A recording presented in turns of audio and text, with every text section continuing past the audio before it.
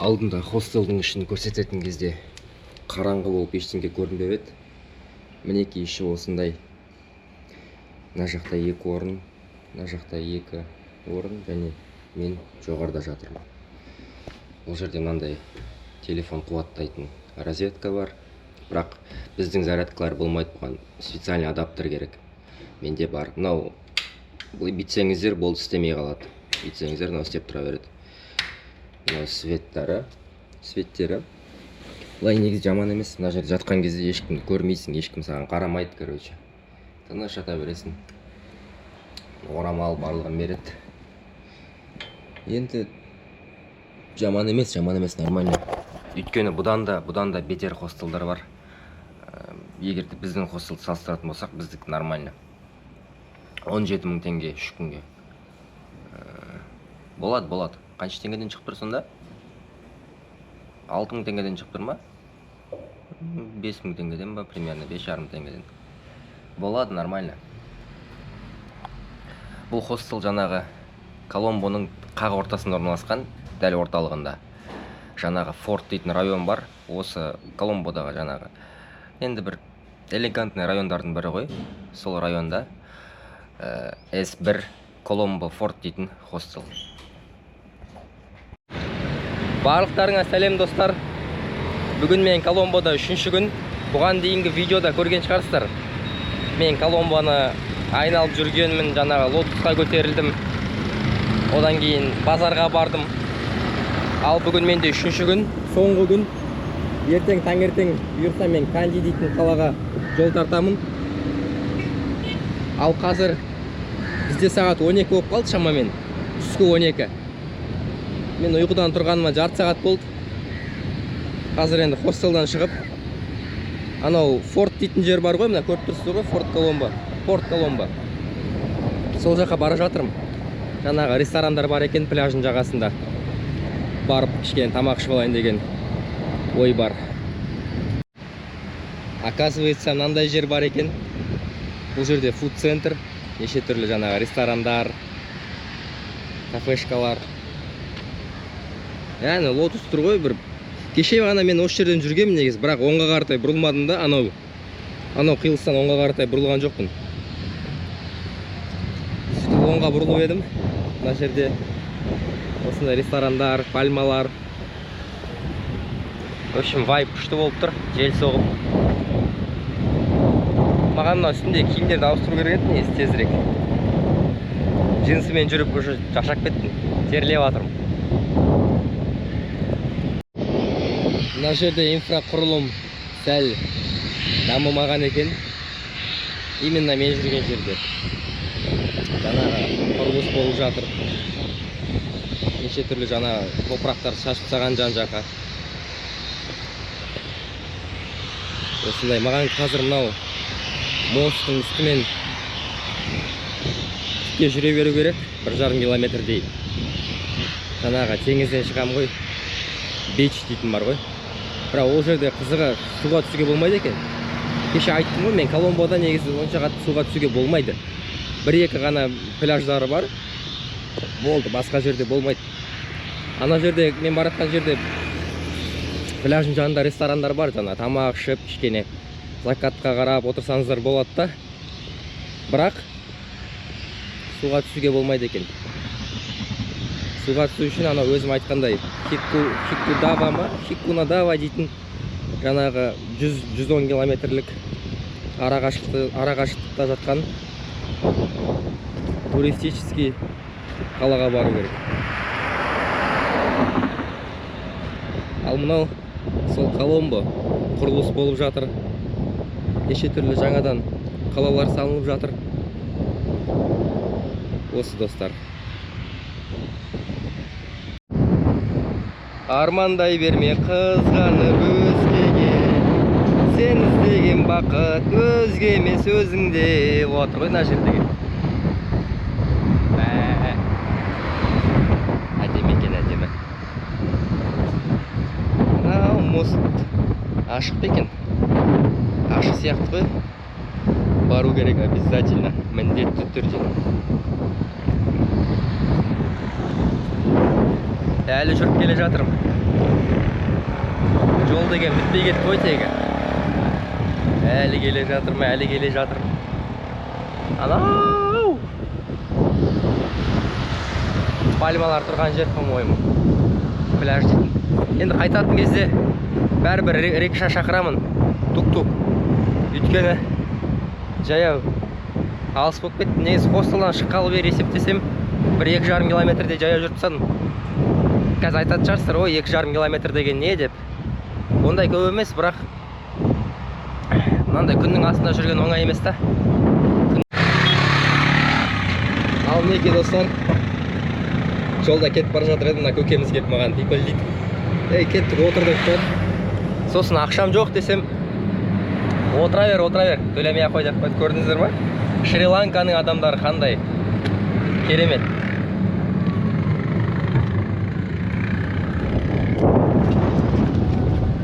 Қараңыздар. Осындай, анау отельдің несі сияқты жаңағыша. Анау гольфқа баратын машинелер бар ғой, гольфқа айдайтынша. Сондай нәрсе анау деген. Зато керемет болып кетіп бара жатыр. Әнекей тағы да біреуді алып кетейін деді.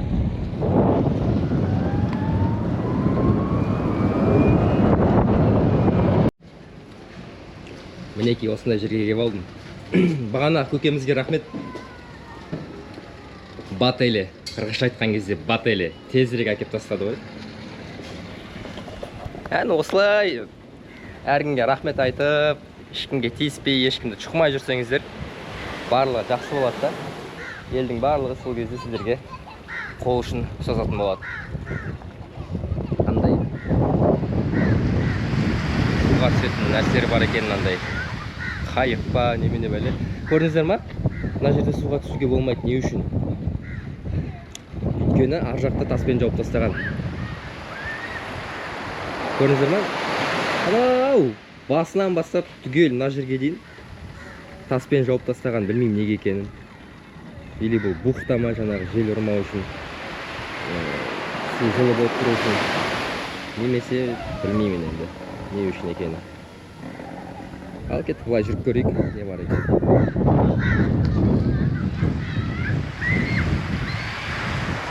Мынау осындай шағын ресторандар.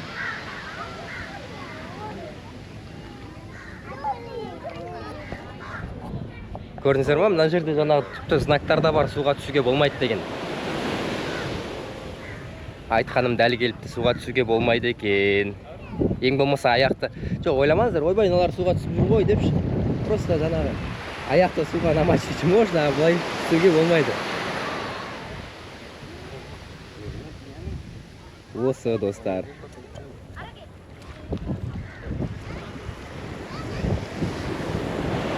Бұл Шри-Ланка, Коломбо қаласы. Міне осындай рис алдым, короче. Күріш 850 рупия болды, а мынау меринда 200 рупия болды. Ал алдында дәл осындай керемет теңіз. Мына жерде міне орысша сөйлейтін туристар кетіп бара жатыр. Вайб керемет. Ал енді тамақ ішіп отырғандарыңыз болса, онда ас болсын. Мынау ашты емес екен енді. Нормально. Бірақ тарелкаға астына жағып, әйтеуір жан-жағына жағып, неше түрлі майларын жағып әкелген ғой, короче. Қолым барлығы май болды. Еще салфетка бермейді екен. Хорошо, что өзінде бар. Бірақ барлығы нормально. Керемет.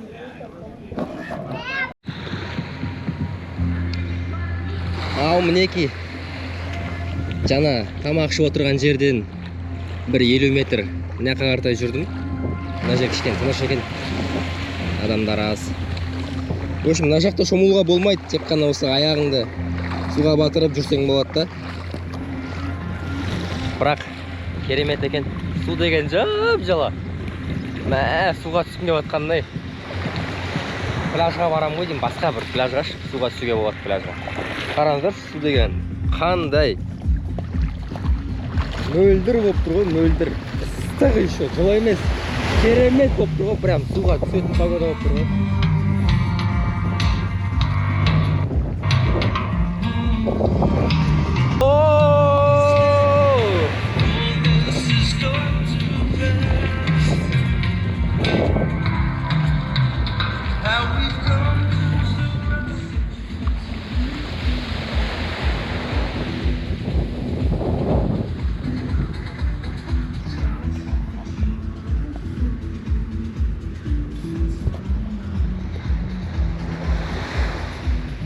Өте әдемі екен, өте.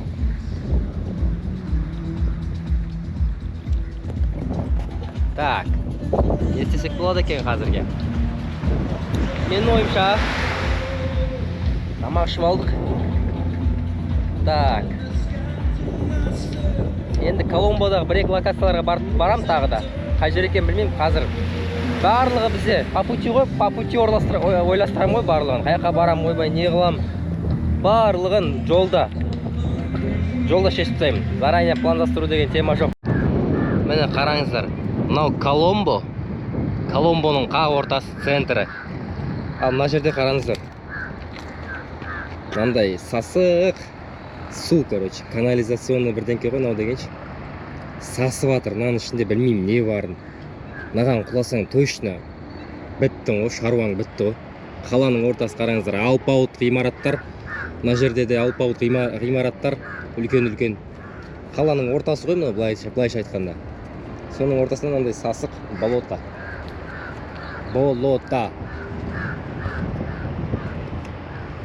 Шығатын жер таппай жүріп мына жерден. Айналып шығуға тура келетін сияқты. Мінекей, жаңағы торговый центрға келгем ғой. Жаңа ана жерде жүрген мен. Қазір жолдың мына бетіне өтіп едім, мына торговый центр екен да. Енді бұған кіру үшін, короче, осындай очередті өту керек. Артында да адамдар қаптап жүр. Әнеке қараңыздар. Бұл не деген очередь торговый центрге кіру үшін. Все равно бір қиыншылықтары бар да. Біздегі де емес, Алматыда жүрсең, кіріп шығып жүре бересің ғой смело. Bu жақта сумканы тексереді екен, андай жарылғыш нәрселер, енді bu жақта теракт деген нәрселер көп қой. Шри-Ланкада кезінде соғыс болған деген сияқты. Ұлтаралық па, халықаралық па бірдеңке соғыс болған, короче. Содан енді сақтанып тексеріп жатыр ғой. Мынау торговый центр осындай. Қазір ішіне кіріп ішін көретін боламыз. Кірдім міне. Соттан әрең дегенде кірдім. Торговый центрдің ішінде жүрдім. Іші үлкен екен, кәдімгідей мынандай Rolex, неше түрлі брендтар бар. Барлығы бар, как положено. Қазір бір тамақ па бірдеңке ішіп алу керек сияқты. Салқын шырын ба, коктейль ма, өйткені терлеп жатырмын, достар, шаршадым.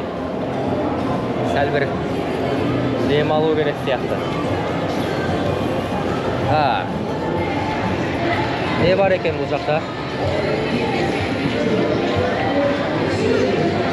Жоғарға көтеріліп көрейік, жоғарыда бір қызық нәрселер бар сияқты. Қазір жоғарыға көтеріп көретін боламыз.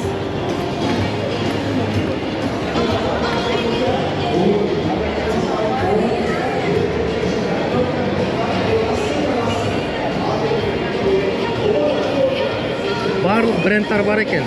Under Armour, Rolex, бері, короче. Мына жақта мынандай бірдеңке болып жатыр екен, достар. Не істеп жатқанын ешкім білмейді. По-моему, анау нені айналдырады? Домалақты ше. Сосын гүлге түссе гүл береді, болмаса кепка береді, болмаса сөмке, футболка бірдеңке береді екен да. Binance'ның несі ғой? Айналдырады екен. Енді торговый центрдің іші кішкентай да емес, қатты үлкен де. Енді үлкен деп айтуға болады, үлкен. You have to register first, okay? So what you have to do is you have to come and talk to one of the crew members. They have a Өздеріңіз түсініп аларсыздар, достар, не деп жатқанын. And download the Binance app. Then you have to create an account. and after that you can join the spin the wheel. Or else, if you want to join our raffle, you have another QR to scan. Приложение скачать етіп алыңдар дейді. Ана Binance. Потом сол арқылы бір QR кодты көрсетіп, анау айналдырасыңдар дейді ана нәрсені. Ой, не қылам бір футболка үшін, тем более менің сумкамда орын көп. Ертең Кандиге баратын болсам, оның барлығын тасып жүруге желание жоқ. Қараңыздар. Спа Цейлон дейді. Бұл жерде шайлар ғой. Шай ма, неше түрлі нәрселер бар екен, андай не ғой, короче, бұлар Буддаға табынады ғой, андай бөлмелеріне бір сасып бірден жақып қояды, білесіздер ма? Андай палочкалар, иіс шығаратын палочкалар, сондай бәлелер ғой, бұл Цейлон дейтін, по-моему. Мына жаққа кіріп көрейікші. Мына жақта барлығы бар екен, әнекей қараңыздар. Кімге не керек?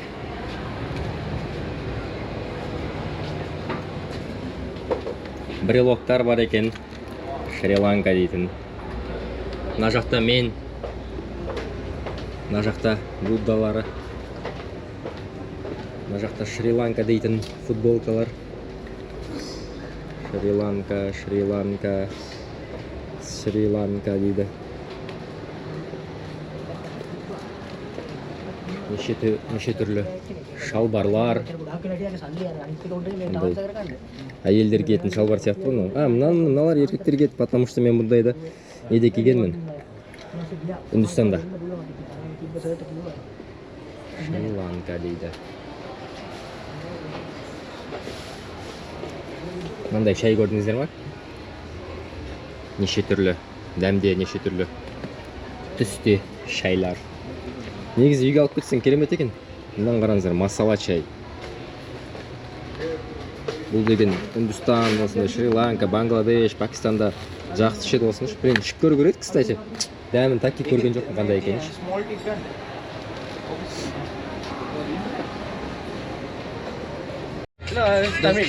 Достар, мен мына жерде Шри-Ланкада осы жерде террасада отырмын. Және Үндістаннан келген азаматты көріп қалдым. Бұл жерде жұмыс жасайды екен. Okay, brother. Hi, I am from India.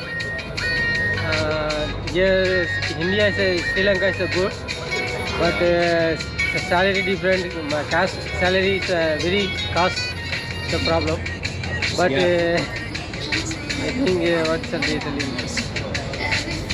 Sorry. Okay. Sorry, sir. Короче, достар, бұл бауырымыз Үндістаннан келген. Үндістаннан Шри-Ланкаға келіп жұмыс істеп жатыр. Бала-шағасын асырап жатыр. Короче, 2 баласы бар екен. Ченнай қаласынан келген, Ченнай дейтін. Сол достар. Білмеймін, айтуы бойынша Үндістанда жаңағы жалақы аз екен.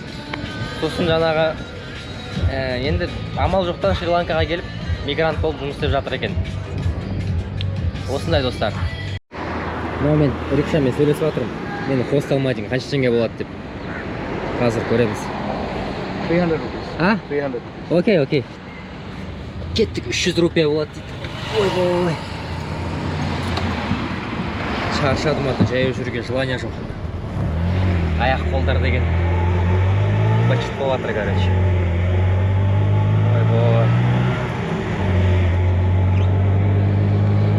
Қазір бұл бауырымыз хостелға айдын апарады мені 300 рупияға. Шри-Ланкалық рупия. Мына жерде вертолет бар екен. Бұл немене бәле тағы да? Құдай-ау. Неше түрлі бәле бар. Әйтеуір именно осындай рикшаға отырып, болмаса автобусқа отырып өткен кезде осындай бәлелер пайда болады да. Вертолет дейді. Қараңыздар, не деген движение. Ой-бой, алайда болса қағып кетпесінші мен давайлар. Не деген движение мына деген, а?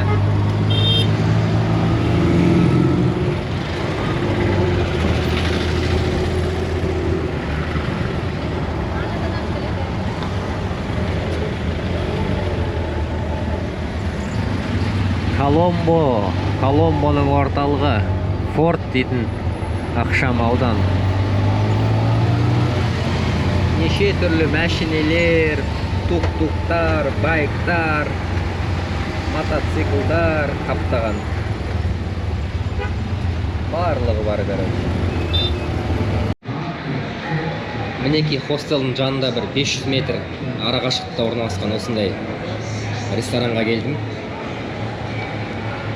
Ана жерде қараңыздар, қандай көрініс ашылып тұр. Ана жерде радуга, кемпір қосақ, мынандай видпен, көрініспен тамақ ішуді айтсаңыздаршы, қандай, керемет болып тұр ғой достар. Ал менің бұл деген соңғы күнім Коломбодағы.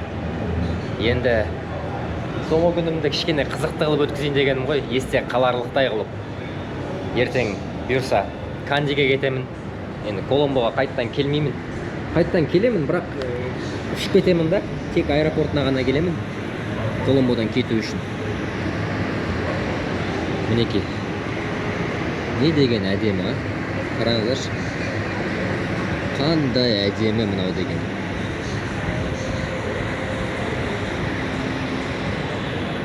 Достар, егер Шри-Ланкаға келіп жатсаңыздар, обязательно осы ресторанға келіңіздер. Аты қандай бұл ресторанның? Короче, аты Лион деген ресторан ғой деймін, по-моему. Мына жерде жазылып тұр. Лион ба? Короче, мен сіздерге қазір адрестарын жазып қоямын, қаяқта жазылған. Қаяқта орналасқан. Міне, осындай ресторан. Мына жерде туристар отыр. Мына жерде бауырымыз тамақ алып келе жатыр деген сияқты ғой. Өте керемет ресторан сияқты. Жоғарыға қараңыздаршы. Жаңбыр жауып тұр сәл. Байқап тұрған шығарсыздар, Сәл жаңбыр жауып тұр, бірақ керемет та. Жаңбыр жауғанмен, жаңағы не болғанмен, короче, құйын бола ма, жоқ, жаңағындай ветреный погода бола ма, бәрі бір өте керемет та. Өйткені бұл жерде 30 градус ыстық, 25, 28, 30, 35 градус ыстық болады. Жаңағы жаңбырдың жауғаны мүлдем сезілмейді ғой, бір ауыз сөзбен айтқандашы. Осы достар өте керемет. Қазір мен пастаға тапсырыс бердім. Қанша болғанын, қандай паста екенін қазір алып келгеннен кейін көрсетемін. Осы достар, Шри-Ланка, Коломбо. Негізі Коломбо есте қаларлықтай болды. Керемет ей. Иә, жаяу жүрдім көбінесе, біраз жерлеріне бармағанда шығармын, бірақ соның өзінде қатты ұнап жатыр. Өте қатты ұнап жатыр. Қала әдемі екен, маған қараңдар. Мынаны қайта-қайта көрсете бердім ғой, сөзбен айтып жеткізу мүмкін емес, мына әдемілікті ше. Көрсеңші сіздерге. Қандай әдемі, қараңыздар.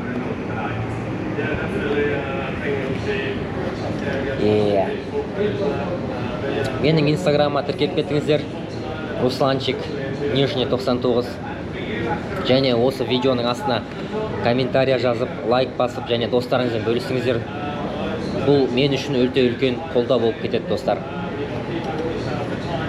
Сол Шри-Ланкаға келу өте оңай екен негізі. Қорықпай келе беріңіздер, ешқандай қауіпті, ондай ештеңкесі жоқ, адамдар өте мейірімді. Тек жаңағы жолдан өтетін кезде кішкене абайлап, сәл өздеріңізге мұқият болып жүрмесеңіздер, жүру керек та, қалған жерлердің бары оңай. Мінекей мен тамағымда келіп қалды. Болонезе паста. Мына жерде крикет қарап отырмын.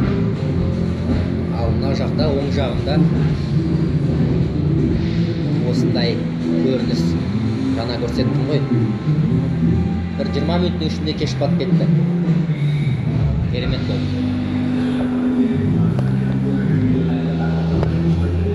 Ал тамақ ішіп отырғандарыңыз болса, ас болсын.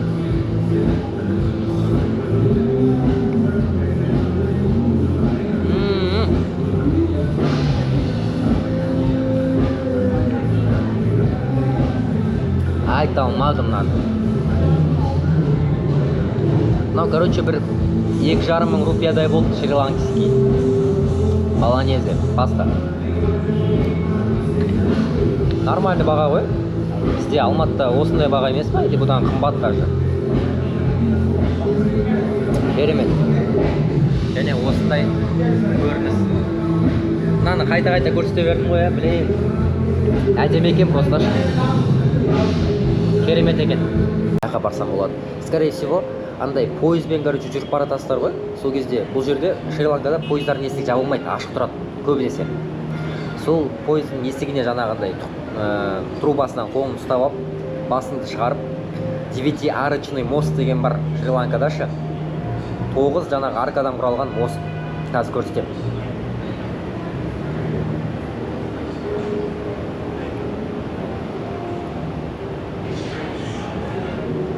Қараңыздар. Осындай мост бар Шри-Ланкада. Бұл жерден керемет вид ашылады. Барлығы тиктокқа түсіресіздер ма? Жалпы өзің үшін, өзіңнің көзің үшін жаңағы воспоминание дейді ғой болашақта. Сол үшін баратын жер. Осы жерге де баратын шығарым. Өте әдемі негізі ше. Мынаны қараңыздаршы. Қандай керемет.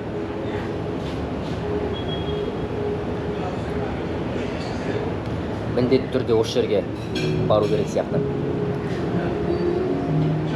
Мінекей. Мыяқта не деп жатыр? Жаңалықтарда. На Шри-Ланке погибла россиянка при попытке сделать селфи. Міне көрдіңіздер ме? Мұқият болу керексіздер. Міндетті түрде. Өйткені мына жерде Ресейден келген турист бір қыз селфи түсірем деп, жаңа мен айтқандай, ручкасынан қолын ұстап тұрып, басын шығарып селфи түсірем деп ойлаған ғой. Сөйтіп құлап қалып, мерт болыпты. Неше түрлі жағдайлар болады, көрдіңіздер ме? Кішкене настроениямға қашып кетті ғой, маған баруға. Абай болу керек, не дегенменші. Өте қатты абай болу керек. Ойнайтын жер емес дегенмен. Мінекей. Тағы да бір фото. Енді Аллах тағала бұйырып жатса, бұйырса, аман болсақ, осы 9-арочный, 9 аркадан құралған мостты сіздерге көрсететін боламын, достар.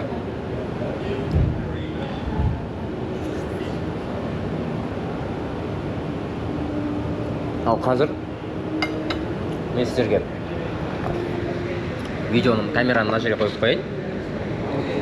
Сіздер кешкі қаланы қарай тұрыңыздар. Керемет шри-ланкалық музыкамен.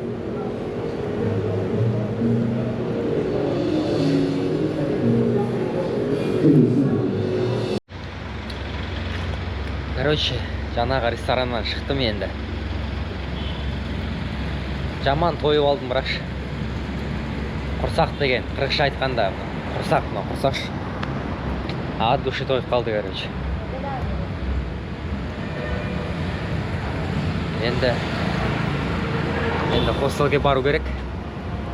Бара жатырмын тақта хостелға. Қазір бір 5 минутта бұйырса хостелде боламыз. Болды, мынау мешіт. Мына жерде неше түрлі магазиндер, кішкентай жаңағы кафешкалар. Сол досекелер. Ертең енді автобусға жаңағы отырғанымды солар түсірем. Коломбодаш. Сосын келесі видеода сіздерге Кандиді көршілес Канди қаласын көрсететін боламыз. Жақсы достар, сау болыңыздар. Короче, хостелге барам ба деп ойлағам ғой. Сөйтсем, маған шампунь алу керек екен. Жуынуға. Шампунь жоқ екен менде.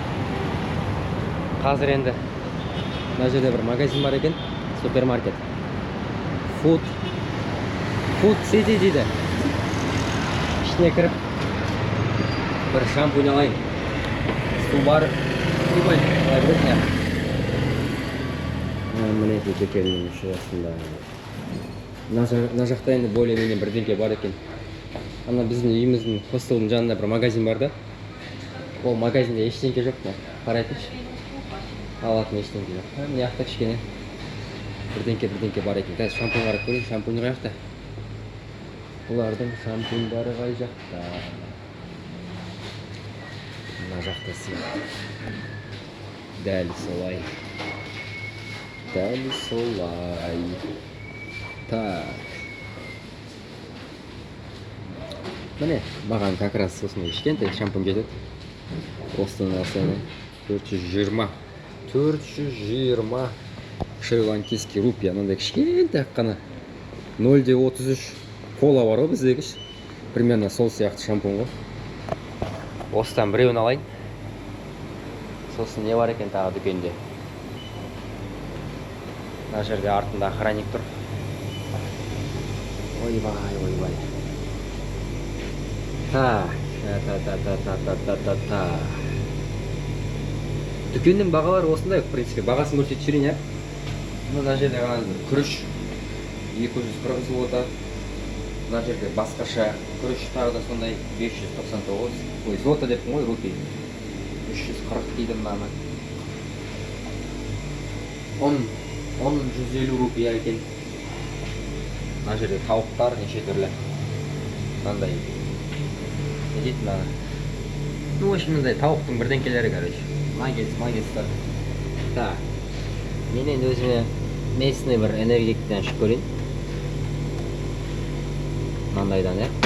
Адам, баға осыдан алып көрейін. Бағасы жазылмаған. Right дейді. Сағат көрем де көзерім. Excuse me, sir. This is energy, yeah? Энергетик дейді. Бір энергетиктен алдық. Шампуньмен. Міне бағалары тағы да көрсетіп жіберейін. Мынандай сүтпен жейтін мынандай Несквик сияқты бәлелер, короче, 390 рупия. 760 рупия дейді. Сүт 500 рупия екен, 1 литр сүт. Ну, енді мына жерде 520, 510 әртүрлі бағалар. Сүттің маркасына қарай ғой. Мына жерде енді қыздарға керек нәрселер. Бұлар 425 рупия тұрады екен. 150 рупия тұрады екен мындайлар. Енді қыздарға керек болса деп атқаным ғой. Маған керек емес қой бұлар. Болды әнеки. Ой, мына жерде неше түрлі. Енді мындай кәмпиттер неше түрлі Қытайдың бәлелері сияқты ғой. Кәмпит. Анау-мынаулар. Дәрілер бар екен. Стрепсилс. Еще что-то, короче. Осы келер. Мынау нормально екен, ішінде барлығы бар. Кеше біреуіне кіргем, тоже осындай үлкен супермаркет, бірақ ішінде ештеңке жоқ. Дым жоқ ішінде. Қазір енді тәтеміз өткізелік. Тәтеміз өте берсін. Мен яқты сүре берейін, тағы не бар екен. Мұндай шоколадтар. 1050 рупия. Біреу 1050 рупия. 1000 теңге, 1050 теңге шығар. 1200 теңге бәлкім. Осы досекелер темекі мындай. Темекілер бар екен. Шоколадтар неше түрлі. Мындай клубничный коктейль сияқты сүт бар екен. 480 рупия. Анау егерді, по-моему, карталар болса ма, сондай 120 или екеуін алсаң, үшеуін алсаң 120 бен есептен, по-моему. Ең осында енді. Hello.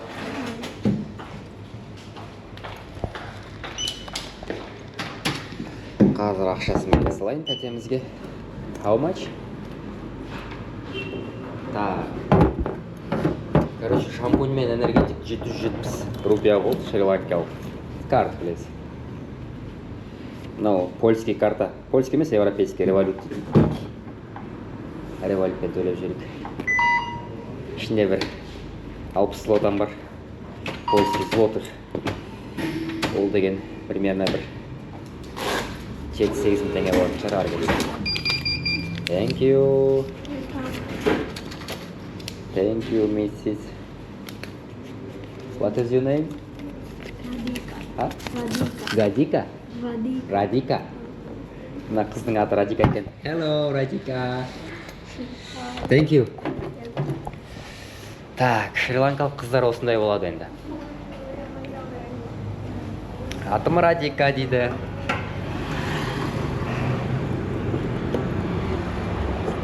Ойбай. Дала деген андай қапырық болып тұр ғой. Қалай мына магазиннен шықтым, сразу қапырық деген айта алмадым енді мына қапырықты ше. Ойбай. Маған енді бисмиллах деп жолдың ары бетіне өту керек.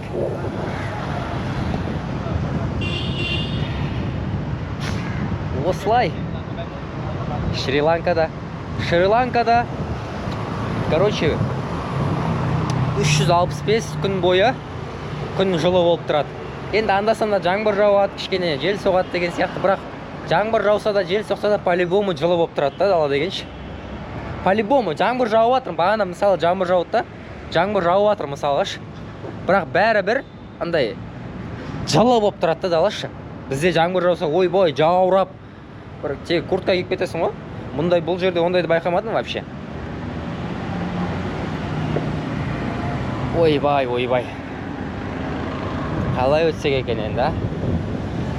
Жолды өту керек маған. Бұлай түзу жүріп өтейін жолды. Ана жерде как раз светофор бар. Сол жерден өтіп кете саламын. Негізі былай өтіп кетсе болады. Анау ограждениялар көп тұрсыздар ма?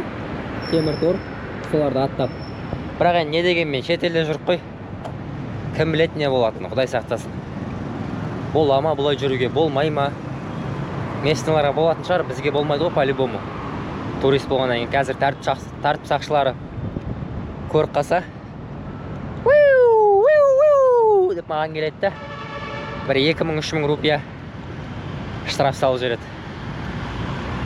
Осы.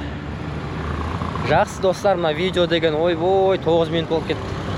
Тоқтатайын осы жерден.